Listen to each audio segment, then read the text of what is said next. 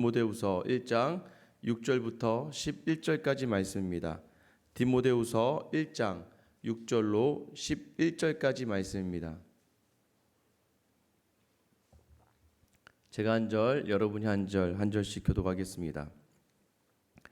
그러므로 내가 나의 안수함으로 내 속에 있는 하나님의 은사를 다시 부릴 듯하게 하기 위하여 너로 생각하게 하노니,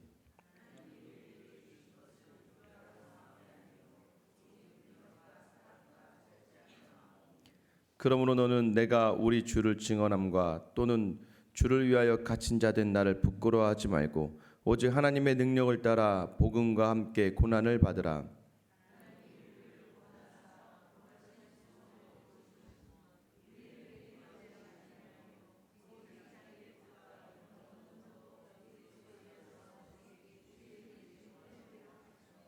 이제는 우리 구주 그리스도 예수의 나타나심으로 말미암아 나타났으니 그는 사망을 패하시고 복음으로써 생명과 썩지 아니할 것을 드러내신지라.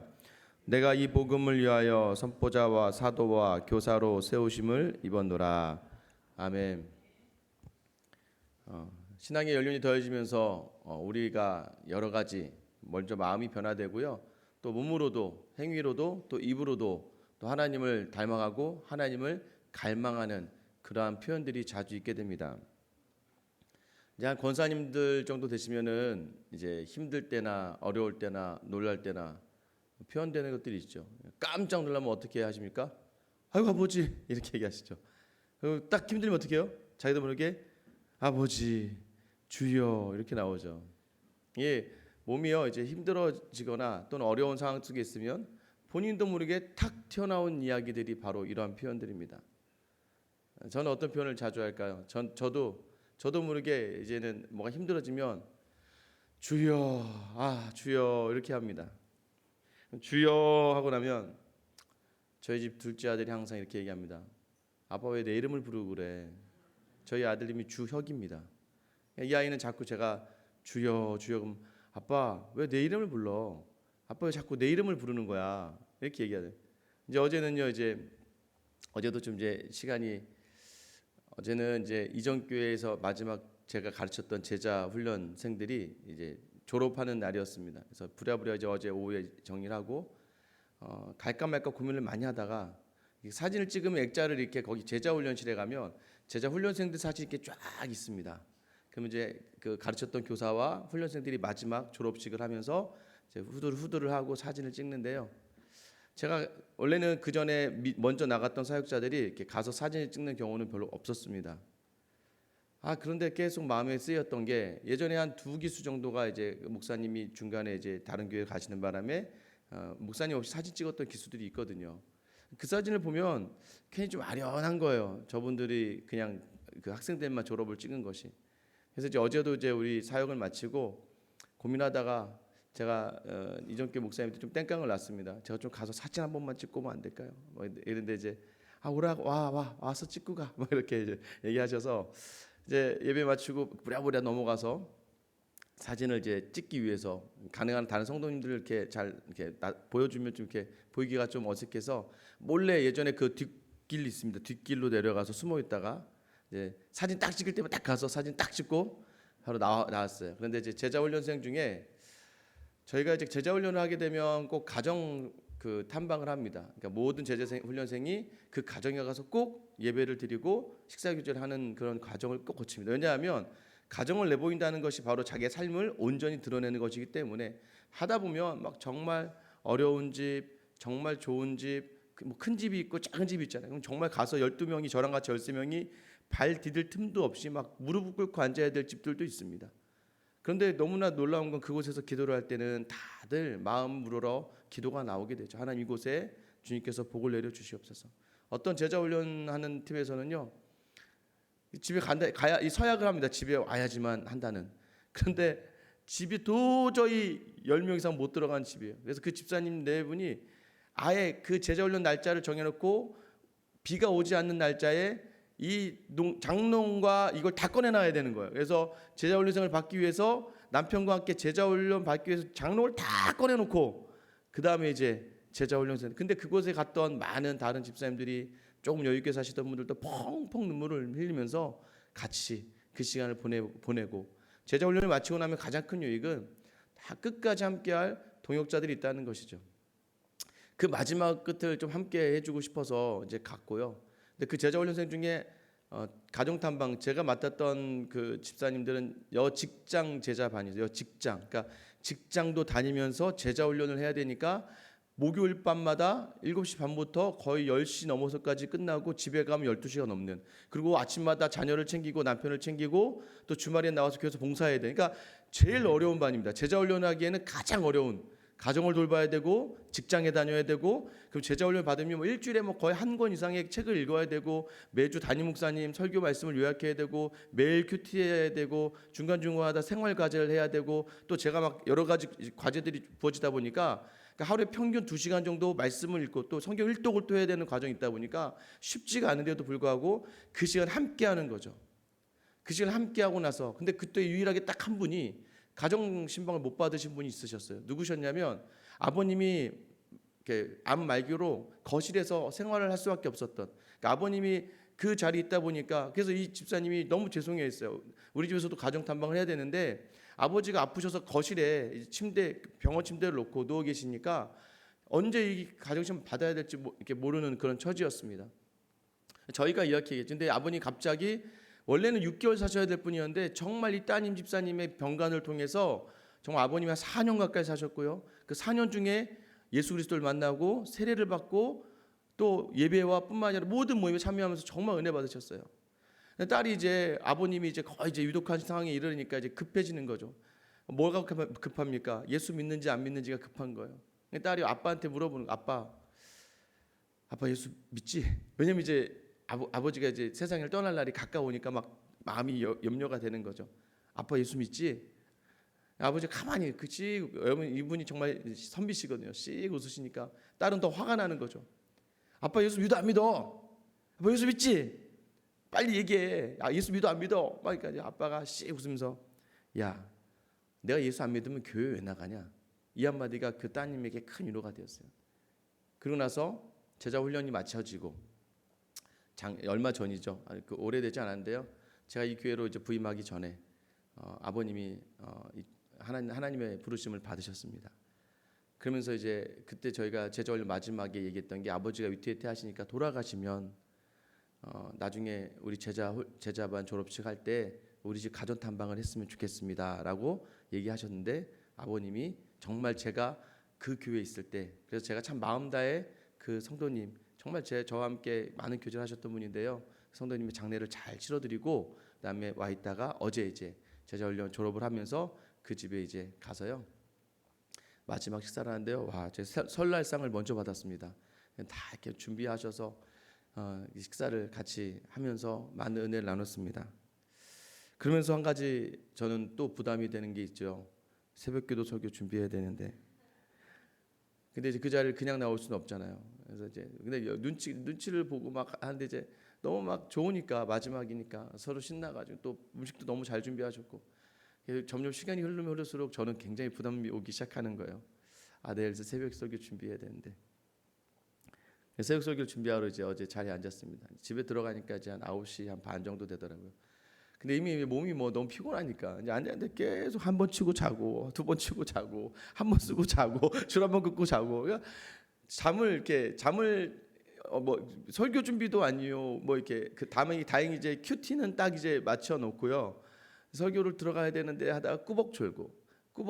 나중에 이제 도저히 이래서는 안 되겠다 싶어가지고 이제 일단 자고 해야겠다 생각해서요. 어제 이제 잠에 이제 일찍 자고 새벽에 일어났는데 너무 아침에 또 피곤한 겁니다.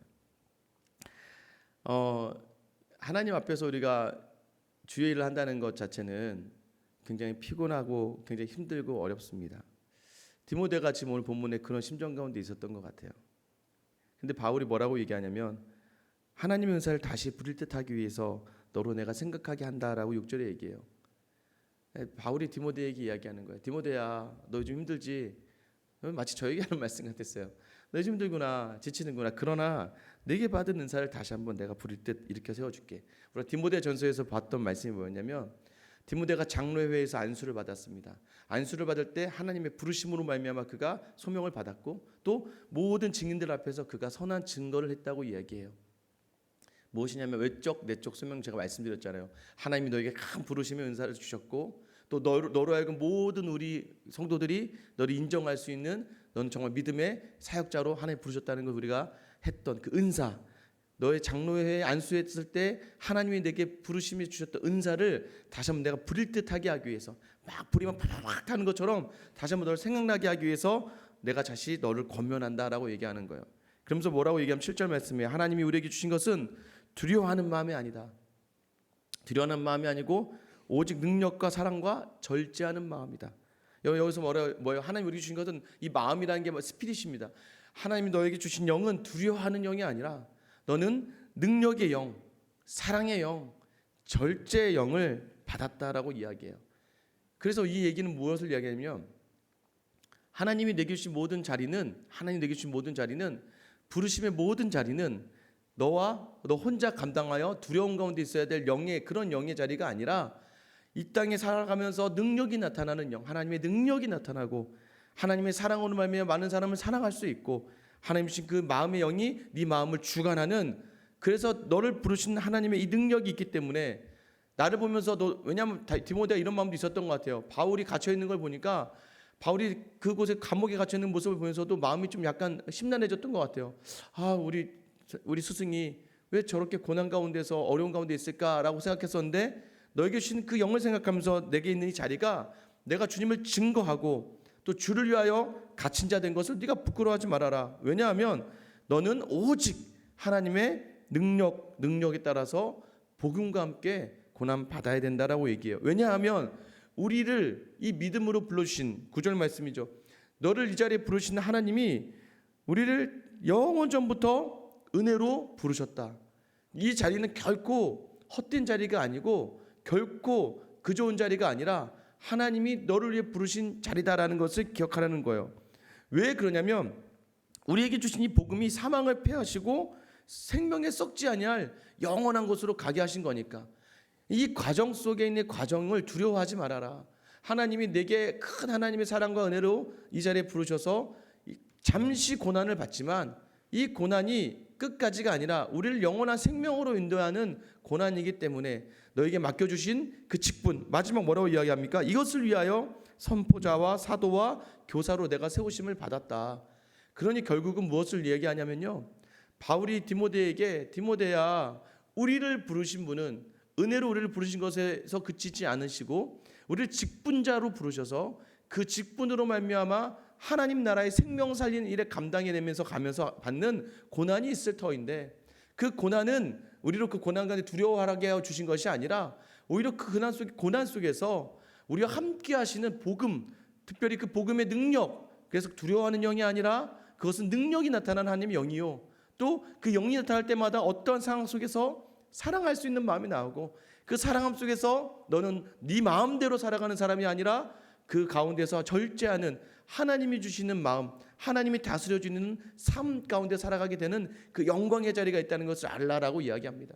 디모데후서 6장에 그래서 바른 말로 해서 이겨라라고 얘기하잖아요. 무엇입니까? 네 의지와 너의 유익과 네가 원하는 것을 추구해서 사는 삶이 아니라 너를 포기하고 너를 내려놓고 자꾸 너를 쳐서 말씀 앞에 복종시키는 삶을 통하여 진정한 승리가 있다는 것을 이야기하는 그 바울의 권면은 다시 디모데로 하여금 그 은사를 부릴 듯하게 하기 위해서 뭐예요? 나를 불러주신 하나님, 또 나를 인정해 주시는 교회, 이 교회 안에서 내가 무엇을 해야 될지, 그것은 무엇입니까?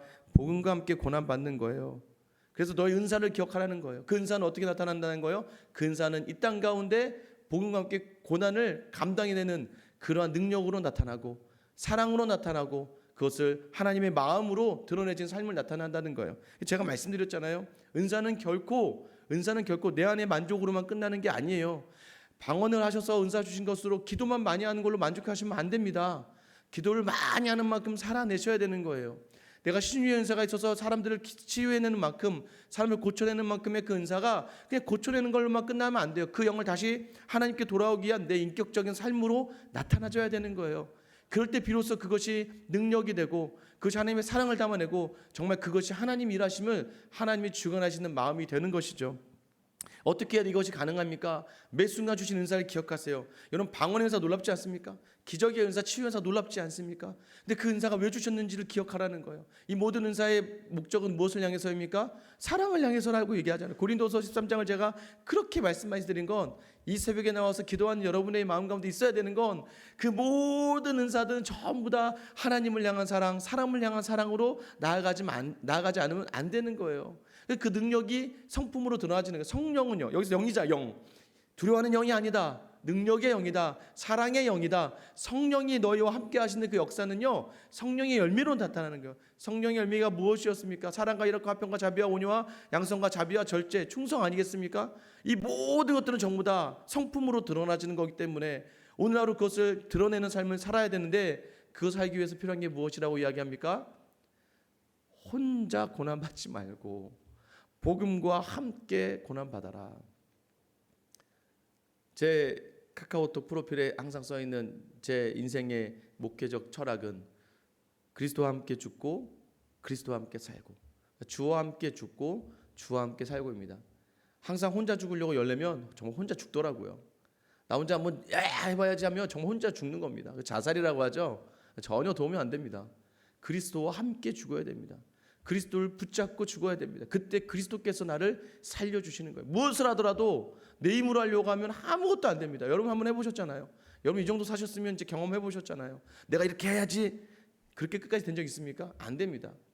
이 새벽에 나올 수 있는 이유가 무엇일까요? 여러분을 너무 사랑하셔서 그리스도가 함께 하시니까 이 자리로 여러분을 불러내 주시는 거예요. 저도 이 목회사를 감당해내는 건 그리스도와 함께하기 때문입니다. 주와 함께하기 때문에 아무리 저는 정말 부족한 게 많습니다. 항상 얘기해도 끊임없이 항상 빈틈투성이고요, 항상 허점투성입니다. 그런데도 불구하고요, 이 모든 것이 가리워질 수 있는 이유는 제가 그나마 붙잡는 그리스도, 근데 그 그리스도를 놓는 순간에는요, 바로 그 허점이 사람들에게 드러나지고요, 바로 제 마음에 낙심이 오고 실망이 오고 저에 대한 후회가 올 때가 많거든요. 여러분도 마찬가지 아닙니까? 오늘 어떤 일을 할 때에 예수님 우리에게 고난받으라고 이야기합니다. 그러나 나와 함께 고난받으라고 이야기하는 이유는 어떠한 순간에도 우리를 떠나지 아니하시고, 어떠한 환경 속에서 우리를 놓지 아니하시고, 어떠한 어려움 가운데에서도 늘 우리 곁에 계셨던 그 예수 그리스도를 기억하라는 거예요. 여러분, 힘든 순간에 있었던 사람 기억나지 않습니까? 그 사람으로 말미암아 살아갈 힘이 나지 않습니까? 나와 함께했던 그 어려운 순간에 있었던 사람이 가장 큰 힘이 되는 것처럼, 우리 예수 그리스도께서는 언제나 여러분과 함께 하셨기 때문에 그때마다 우리 입으로 내뱉어지는 말 한마디, 주여, 이 한마디가 주는 큰 위로. 여러분, 그러고 나면 어떻습니까? 주여 하고 나서 욕을 하실 수 있나요? 주여 하고 나서 막 원망과 탄식이 나옵니까? 아니에요. 주여 하고 나서 아멘. 왜요? 주여를 외치고 나서 하나님 왜 이 상황이 저에게 있을까요? 했다가 주님을 외쳤기 때문에 아멘, 이걸로 제가 또 받겠습니다라고 하면서 이 삶이 해석이 되기 시작하는 거죠. 그리고 두 번째는 어떻게 나아갑니까? 복음과 함께 한다는 건 무엇입니까? 제가 이 새벽에요, 이제 눈을 딱 떴습니다. 새벽에 한 3시 한 반 정도 이제 일어나서 설교를 그래도 마무리해야지 하고 눈을 딱 떴는데요, 막 머리가 어지럽고 막 짜증이 확 나는 거예요. 이걸 내가 막 이걸 어떻게 하지? 그래서 막 이제 일어나야 돼. 막 머리를 흔들려고 이제 일어나서요. 제일 먼저 이제 우리는 습관이 돼 있습니다. 제일 먼저 일어나면 핸드폰을 보지 않습니까? 이제 핸드폰을 딱 보면서 몇 시인지 보려고 하다가 갑자기 새벽에 딱 보니까 이제 카톡이 이제 잔 중에 와 있던 거예요. 저희 이제 김영일 집사님이 이제 사진을 찍어 주시는데, 우리 집사님께 사진을 이제 매주마다 찍어 주시지 않습니까? 근데 그 이제 이분이 이제 사진을 어제 밤 11시 넘어서 이제 저에게 사진 찍을, 제가 어제는 나가는 길에 교적에 사진을 올릴 거니까 웃으면서 찍어주세요 했잖아요. 근데 어제 참 많은 분들이 참 순종을 잘해 주셔서요, 정말 나가면서 막 밝게 웃어서 찍은 사진을, 이제 우리 성도들 사진을요 막 이렇게 보내신 거예요. 그런데요, 정말 새벽에 딱 일어나서요, 정말 밝게 웃으시는 사진들 보면서 뭐 제가 보여드리고 싶은데 보이시나요? 보이시지 않죠? 예. 굉장히 해맑게 다들 뭐 권사님부터 뭐 누구 한 명 빠짐없이 막 정말 해맑게 딱 웃는 사진을 딱, 근데 아침에 딱 일어나서요, 새벽에 일어나서 그 사진을 보는데 갑자기 마음에요, 이게 이제 오늘 디모데 얘기하는 그 부릴 때 일어나는 거, 갑자기 막 보니까 힘이 확 솟아나는 거예요. 너무 예쁜 거예요. 정말 웃는 모습이 너무 예쁜 겁니다. 제가 하나 보여드리고 싶은데 정말 여기 짧아서 나중에 제가 페이스북이나 이렇게 유튜브에 올리고 뭐 나중에 홈페이지에 한번 올릴 텐데요. 새벽에 그 모습을 딱 보니까요, 갑자기 막 머리도 안 아프고요, 막 피로도 없고요, 그냥 다시 벌떡 일어나가지고는 앉아서 다시 말씀을 딱 준비할 수 있게 되더라고요. 여러분, 복음과 함께한다는 건 첫 번째는 그리스도, 날 위해 이 땅을 오셔서 날 위해 고난 당하신 그리스도와 함께하는 것이고요. 두 번째는 나와 함께 고난 받고 있는 그 디모데에게 이야기하는 바울이 이거 아니겠습니까? 바울이 더 그냥 감옥에 있는 사람은 지금 바울이에요. 바울은 이제 죽을 날이 얼마 남지 않았어요. 사형 선고가 얼마 남지 않은 이 바울이요, 그 끝선까지 그리스도의 사랑을 말미암아 생각하는 한 사람이 디모데였다는 거죠. 자기의 죽음 앞에서도요, 바울은 죽음이 두렵지 않았어요. 이 시간 낙심해야 될, 힘들어할 디모데가 더 염려가 됐던 겁니다.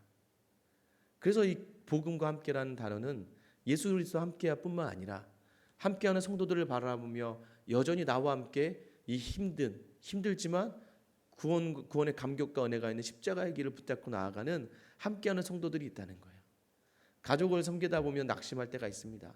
왜 나만 예수를 믿어서 언제까지 난 참아내야 되는가? 난 언제까지 남편과 이 아내와 이 부모를 참아내야 되고 저 자녀들은 언제까지 참아내야 될까 할 때가 있습니다. 그때 여러분 혼자가 아님을 기억하시기 바랍니다. 여러분과 함께 기도하며 눈물을 흘리는 복음이 되어버린 여러분의 믿음의 동료들이, 믿음의 성도들이 여러분 곁에서 함께 있다는 것을 여러분 기억하시기 바랍니다. 그래서요, 하나님뿐만 아니라 예수 그리스도뿐만 아니라 나와 함께 이 복음 가운데 이 복음이 되어진 많은 성도들이 이 고난에 동참하고 있다. 그것이 바로 우리에게 큰 유익과 힘이 된다는 것입니다. 그래서요, 요즘 저를 보는 사람이 저에게 이렇게 얘기합니다. 힘들어 죽겠는데 다들 저희 얼굴 보면 좀 많이 마음이 좀 약간 새해지지 않습니까? 그런데 다들 보면요, 저를 이제 알았던 분들이 뭐라 줄 아세요? 목사님 행복하시죠? 약 올리는 건지 축복하는 건지, 목사님 요즘 너무 좋으시죠? 설교를 또 보시는 분들이 있나 봐요, 몇 분 더러. 그러니까 이제 제가 말씀 전하고 보면서는 얼굴이 좀 피곤해 보이긴 한데 너무 좋아 보인다고 오히려 이제 몸이 이렇게 얼굴이 이렇게 상하셔서 어떻게 이렇게 하면 제가 제가 이렇게 할 텐데 좋으시죠? 행복하시죠? 그럼 어떻게 할까요? 제가 네, 행복해요. 네, 좋습니다. 이것이 바로 하나님 우리에게 주시는 고난 가운데 주시는 유익 중에 하나 아니겠습니까? 오늘 하루가 여러분에게 또 고난의 연속일 수 있어요. 내 가족이 고난의 자리일 수 있고요, 직장에서 또 그 고난 가운데 있어야 될 생각을 하면 몸서리가 치기 시작하지 않습니까? 또 내가 이걸 해야 되는가? 근데 그때 여러분을 위해 지금도 저 하늘 높은 곳에서 여러분의 중보하시는 예수 그리스도 나의 주님을 기억하시기 바라고, 그런 하늘에만 계시는 것이 아니라 어제 고백했던 것처럼 땅 위의 하나님, 이 땅에 나와 함께 계시며 고난을 감당해 주신 그 주님을 바라보시고, 또 여전히 여러분을 위해 기도한 단 한 명의 성도들, 또 이 교회 교육자들, 또 교육자인 저, 그리고 여러분의 동역자들이 함께 기도하고 있다는 것, 그리고 함께 고난 가운데 주님 붙잡고 있다는 걸 기억하시면서 오늘 내게 준 자리에서 이 복음과 함께 고난받는 여러분 될 수 있기를 주님의 이름으로 축원합니다. 이 시간 같이 기도할게요. 기도할 때 여러분, 하나님, 내 고난의 자리가 두렵고 무섭습니다. 하나님, 내 고난의 자리가 떨립니다. 다시 그 고난의 자리에 있는 것이 어렵지만 오늘 주신 말씀 붙잡으며 나를 은사로 부르신 그 소명을 기억하며 부르심의 자리를 순종하며 나아가길 원합니다.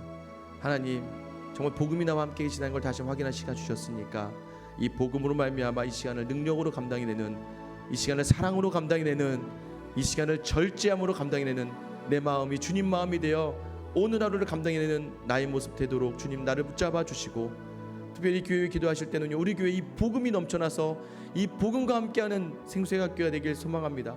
이 교회 안에 놀라운 복음이 우리와 함께하는 고난 속에서도 기뻐할 수 있는 복이 넘쳐나서 서로가 서로를 바라볼 때마다 감격이 넘치고 감동이 넘치는, 사랑이 넘치는 생수회학교가 될 수 있게 해달라고 기도해 주시고요. 선교사님을 기도하실 때는 미얀마에서 수고하시는 김기욱 선교사님 위해서 기도하셨으면 좋겠습니다. 선교센터가 지어지고 있어요. 선교센터 안에 지어져서 온전히 많은 사람들이 구하고 믿음으로 역사하는 그런 귀한 사역을 소망하고 계십니다. 오늘 시간 기도하실 때 나와 교회와 김기욱 선교사님이 있고 같이 한번 주님 이름만 부르며 기도하며 나가겠습니다. 주여, 주여. 하나님